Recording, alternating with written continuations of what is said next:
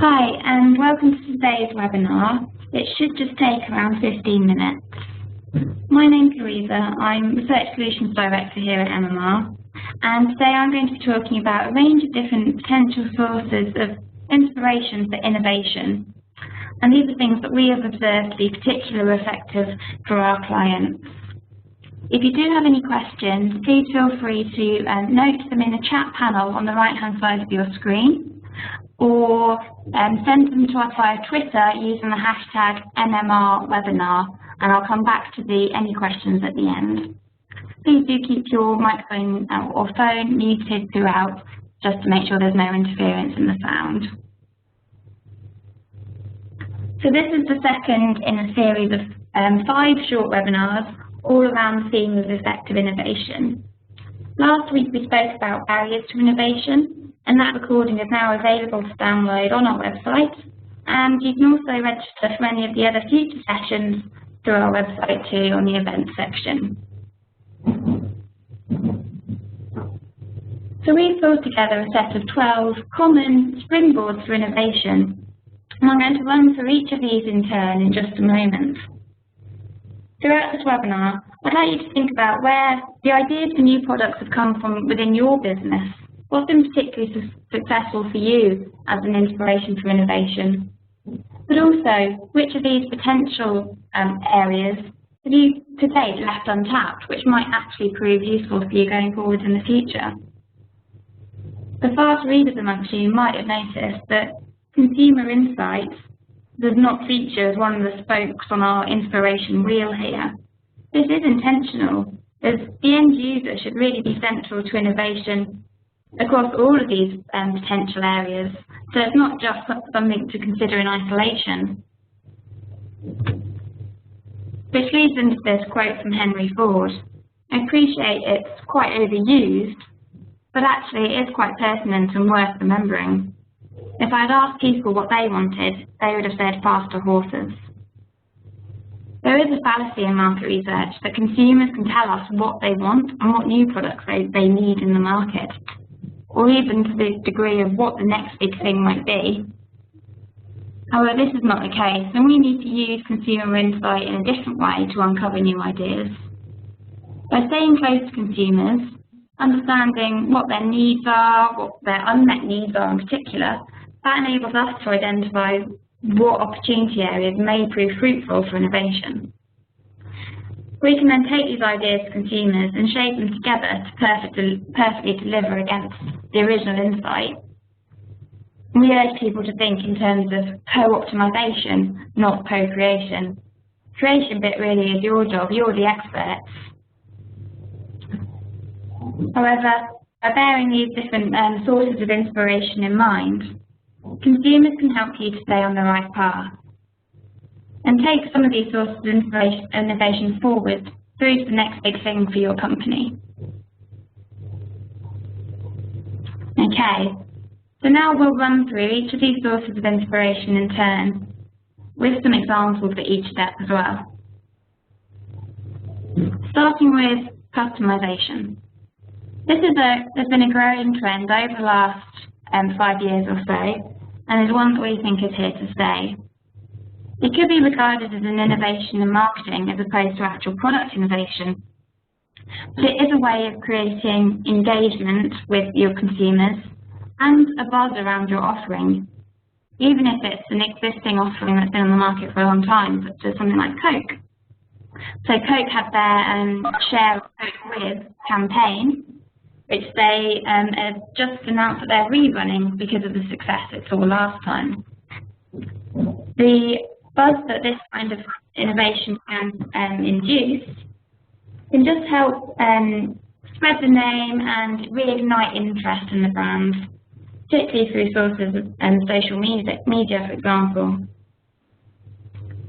So something to bear in mind is there a way that you can bring some innovation to your brand through an element of customization? The other example here is Havaianas. So a well-known and well-regarded clothing brand, which enabled customers to be able to design their own and bring their own personality to this fairly staple and simple footwear in conjunction with Bloomingdale's. The next area is making ordinary special. So apple is a good example here. So taking something pretty functional but actually turning it into something that's aspirational for people. But it's a trend that can also be applied to lower ticket items and everyday products, such as the low pack butter or even just crisps. This trend and source of innovation ideas, particularly pertinent following the global economic crisis, enable people to have a permissible treat. However, one watch out with this is that consumers will be wary of premium for no reason, or premiumisation for no reason. But if you can offer a benefit to consumers, then this can lead to pack and product innovation. So in the Lurpak example, swapping the standard plastic margarine pot for a tin can, which can be reused, then helps keep the product and the brand living on in people's homes. Targeting different audiences is another way to find out direction for innovation. So knowing your consumer is absolutely key. Well-loved brands can sometimes need to be careful in their marketing and packaging and even product innovation so they don't upset their loyal customers. Targeting different people through new launches can enable more freedom in terms of the route you actually take and what you do through innovation. So Lego's Kit for Girls isn't trying to compromise, it's overtly targeting a different market. Seasonal innovation is another way that brands can capitalise on trends in almost a lower risk environment. So it can be a way of testing out new ideas and creating buzz, even if only for a limited period of time. It's also a way to try different things that you might not normally look to launch, but under the banner of the seasonal innovation, giving it a reason to be. Co-branding. This is a way that you can stretch your brand into new directions, but with permission to go there because you've got the collaboration with another brand. It can open the door to new technologies, new need states, or even new consumers. Multisensory. Lots of innovation is focused on new flavours, but taking this to the next level, to combine unexpected or unusual flavours can be a way of generating interest. So there's a current trend in terms of combining sweet and salty products, which has been in the US for a longer time and is now becoming more prevalent in the UK market. But unusual pairings can help create a sense of innovativeness for consumers, create new news, and just make it a little bit more exciting.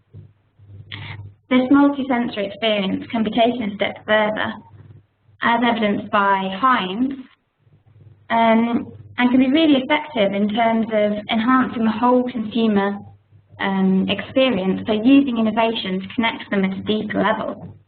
So Heinz looked at developing the whole environment that would enhance the consumption experience of their flavoured beans products, right down to the shape and texture of the bowl, the colour of the room. Every single aspect was developed to enhance the sensory experience. Innovation often comes through new packaging, and this is a way in which brands and manufacturers can extend their presence into different need states very effectively. In order to drive forward innovation in packaging, it's important to understand how people use and interact with your product, and this can spark new innovative solutions. So the Philadelphia example plays here, but also the Lyle's Golden Syrup, moving away from the traditional and very well loved tin to this small plastic bottle, helps them play very strongly in the breakfast market and change the competitive set as well. Sometimes the ideas can span from new technologies being available, but when these new technologies combine with packaging fully meeting a consumer need, making life better or easier for them, then there's scope for packaging innovation to be extremely effective. Other markets are a great source of inspiration for innovation, from identifying flavours and ingredients which are popular in other markets, and looking for scope to bring them to your own category. So the acai berry is a great example here, from the extreme of a full acai juice drink, through to the use of acai in innocent smoothies to add an element of interest to their flavour. Trends from other markets obviously are also influenced by multinational events, so it's not surprising that we've seen more Latin American influenced flavours and foods coming through to our markets caused by the World Cup this year. There are brands that have really effectively used consumer involvement on a very large scale as well to drive forward their innovation. I think this in itself is an innovative marketing approach. So Walkers, for example, asked their fans to come up with flavour ideas, and then people could vote on which ones should be taken forward. Likewise, Democracy, Mountain Dew looked to use their consumers to help them decide which flavours should be launched next and what they should be called, etc. This is a great way of not just coming up with innovative new flavour ideas, but also generate that degree of buzz and engagement with your brand as a result. Time saving and convenience, this is key, particularly in the modern world where lots of people are under time pressure and are looking for shortcuts wherever possible. So these aspects are where looking for ideas for innovation which will really make people's lives easier. And they can be very effective, even if they're very simple ideas.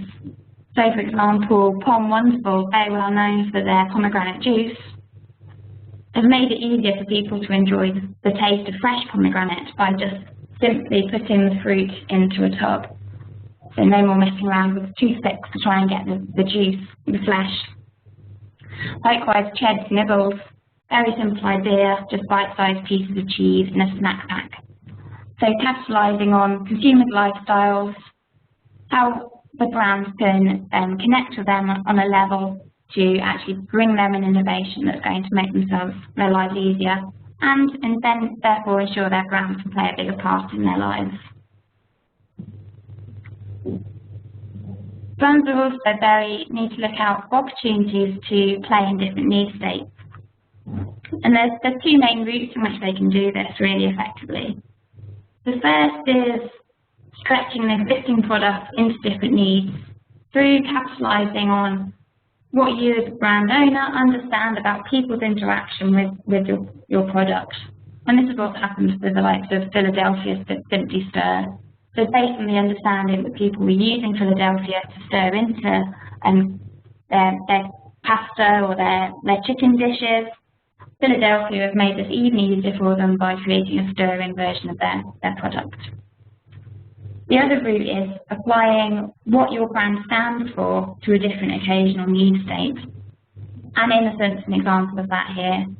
So they've taken the core elements of their smoothie offering, so unusual and flavours, combinations of different tasty products, some of which are less well known to consumers, the healthy positioning, the contribution to the 5 a day, and maintained the innocent persona, taken all of those things and come up with a savoury offering to move into the lunch arena. The final one to look at is taking nutritional and ingredient trends. And this is where having a close partnership with your flavour houses and fragrance houses can be really beneficial, but it's also looking at what the trends are across other categories. So there was a time when no one had heard of probiotics. The Yakult and others have made them a core feature of the dairy aisle. But it's important to keep up with trends so you don't get left behind. And seeing what's happening in other categories can inform your own innovation pipeline. So quinoa, for example, at one point could only be found in health food shops. It's now becoming a more common ingredient across much more mainstream products, such as this rice product here, but also cereal, and it just shows how ingredients can span different categories and prompt innovation in their own right. As we've seen, a lot of the innovation ideas will take the form of line extensions, and this can be a very effective way to keep the pipeline fueled, and increasing demand for the new stuff from consumers to try and keep them engaged and interested and compete with your competitors often means that companies need to have a very full pipeline, and line extensions can therefore play an important role here. However, launching line extension after line extension will only work for both consumers and retailers for so long. An example of this is Special K. So after successfully growing their portfolio of cereals through offering different flavour and texture combinations, they recognise that they need to go down a different route in order to connect with consumers anymore. And actually, if you don't like one of the existing 12 products in the range, it's unlikely that another grain plus fruit combination is going to resonate. So rather than launching another line extension along the same mould, so another fruit and flake variant, Special K has gone down the route of a multigrain porridge in a pot format. So innovation here in terms of a stretch to a different parallel category for the brand, but also a packaging innovation to help stretch the usage occasions of the product. So line extensions play an important role, but it's really vital that you consider what precise role they are playing in your range. And each variant should have a reason for being there. Even if that reason is for adding choice to a particular person, it's important that it really is playing a role and it's not just being launched for the sake of fueling that pipeline. So line extensions should be looking to deliver against core brand equities so they're recognisable as your brand, but also stretch perceptions in a positive direction.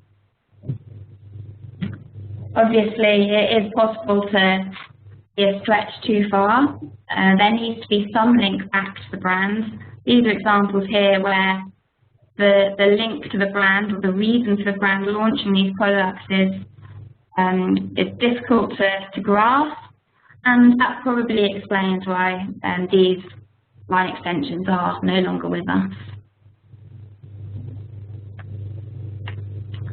So, in summary, there are lots of sources for inspiration out there, and it's key to be keeping an open mind and an eye out for things that are going on to actually get that spark of inspiration.